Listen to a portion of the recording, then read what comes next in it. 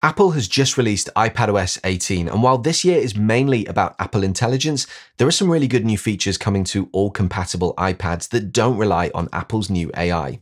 But like with any OS update, it can be difficult to know what to try out first. So in this video, I'm going to share with you the 10 things that I think you should check out first in iPadOS 18. Okay, let's get into it. One of the standout improvements to the Notes app in iPadOS 18 is the ability to record audio directly into a note and have it transcribed in real time. To do this, in a brand new note, tap the paperclip icon in the menu bar at the top of the screen and choose Record Audio.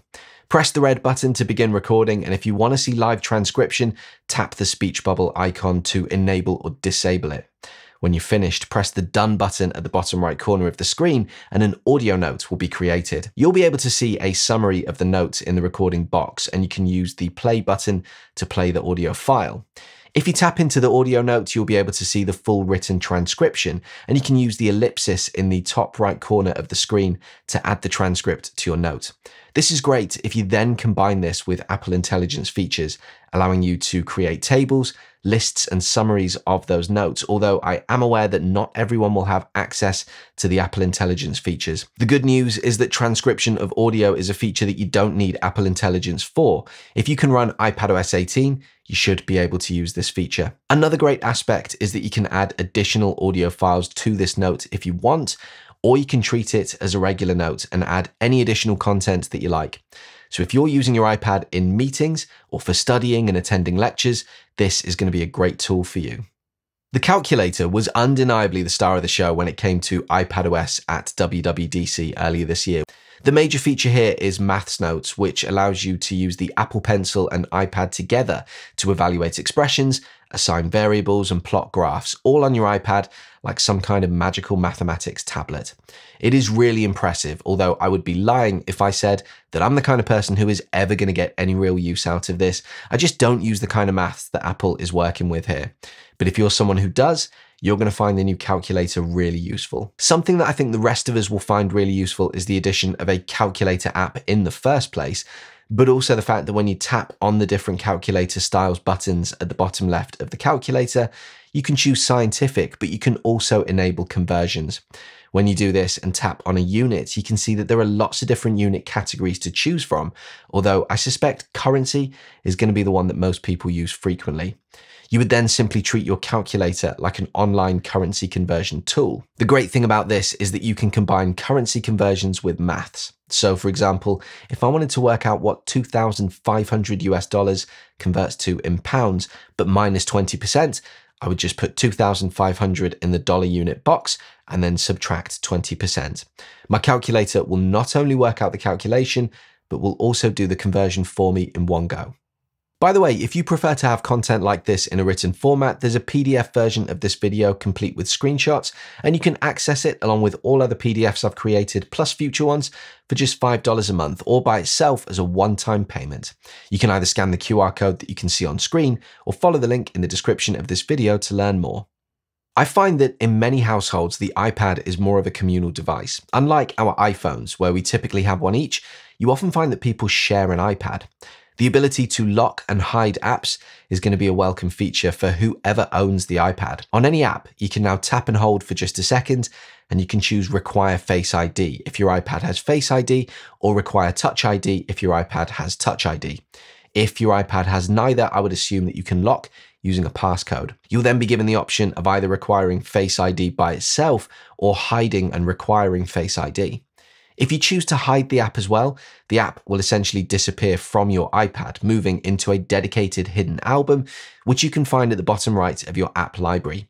You can only access the hidden app folder by unlocking it with Face or Touch ID, so the contents are kept private and accessible only by the person who has their biometrics set up on the device. Be aware that this will remove any notifications and widgets for that particular app. Given this, you might find that simply enabling Face or Touch ID is enough security and privacy for you. And if you change your mind at any point, simply locate the app tile again, long press, and choose Don't Require Face ID. When you're on a FaceTime call with someone, you can tap the share button at the bottom of the screen and either share your screen with that person or ask them to share their screen with you. If you ask them to share their screen, they'll be prompted to allow you access. Once they've done that, they can exit FaceTime and you'll be able to see their screen, which you can maximize to almost the full size of your iPad display. If you tap on their screen, the tap will show up on their end with an illustration, letting them know where you've tapped.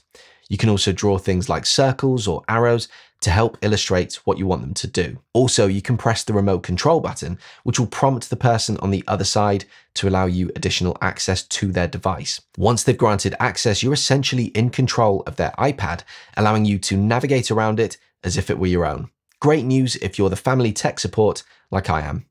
The Control Center has seen a complete redesign across all of Apple's operating systems this year, and I definitely recommend taking a few moments to set this up on your iPad. To access it, simply swipe down from the top right corner of the screen as you normally would, and then tap and hold in a blank space within the Control Center for just a second to enter edit mode. There are a couple of things that you can do here. You can use the minus buttons on icons to remove something from your Control Center, and you can use the drag bars at the bottom of icons to make buttons larger and more prominent on the screen or to move them around.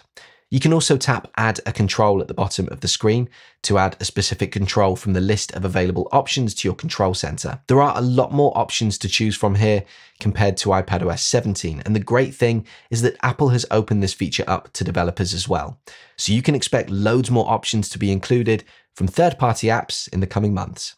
The Photos app has had a complete design overhaul. I've made a video all about it on the iPhone, which I'll link to in the description of this video. You should check it out because even though it's focused on the iPhone version, the iPad and iPhone versions of Photos are now essentially identical, with the iPad version simply making use of the larger screen. With that in mind, one of the best features in the new Photos app for the iPad is the Utilities section, which you can find by swiping down almost all the way to the bottom of the screen. In here, you'll find old favorites like your hidden and recently deleted albums, and you'll also be able to find duplicate photos, which you can merge just like before. Also, you can see photos that you've recently saved, recently viewed, and recently edited. On the iPhone version, you can even see things like receipts that have been intelligently located by your Photos app, any documents containing handwriting or illustrations, QR codes, and other really useful items. I'm not sure why these are missing from the iPad version at the moment. I reckon it's either a bug in the current version or something that Apple will be adding soon. Safari has benefited this year from some pretty major improvements thanks to Apple Intelligence, but one feature that isn't linked to Apple Intelligence is the ability to hide distracting items from web pages.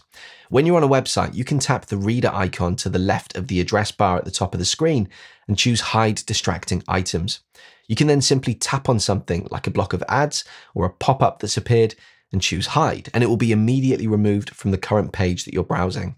When you're finished, choose Done, and it will tidy up the web page for you. There is a pretty major caveat here. This is not an ad blocker, and if you refresh the page, there is a good chance that anything that you've hidden will return. But if you're working through a really long article or a web page that you plan on spending a lot of time on, or maybe you're taking a screen capture of the website, this is a really useful tool. If you watch Apple TV Plus content on your iPad, you should definitely be aware of the new Insight feature that Apple has included.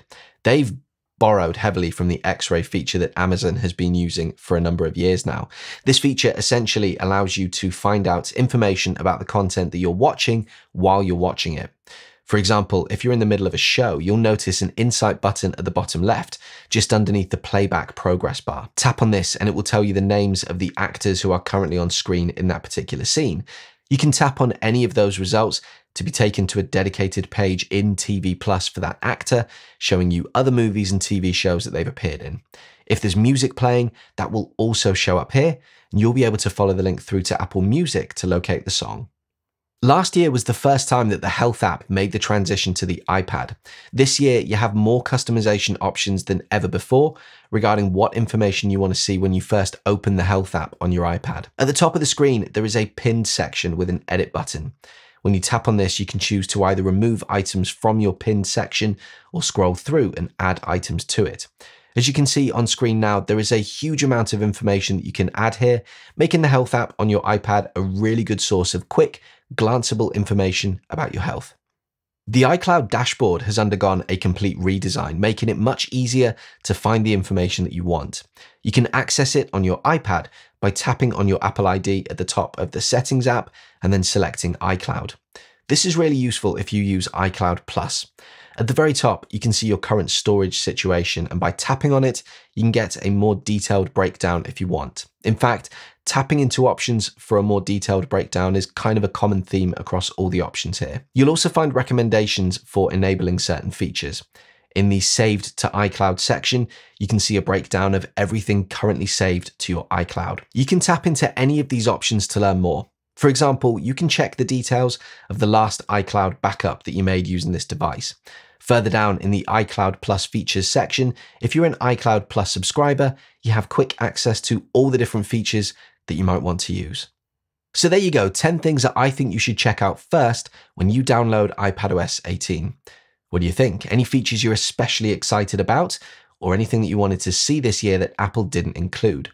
Drop me a comment and let me know. And as ever, if you found this video useful, do please consider leaving me a like and subscribing to my channel for more content like this in the future. See you on the next video.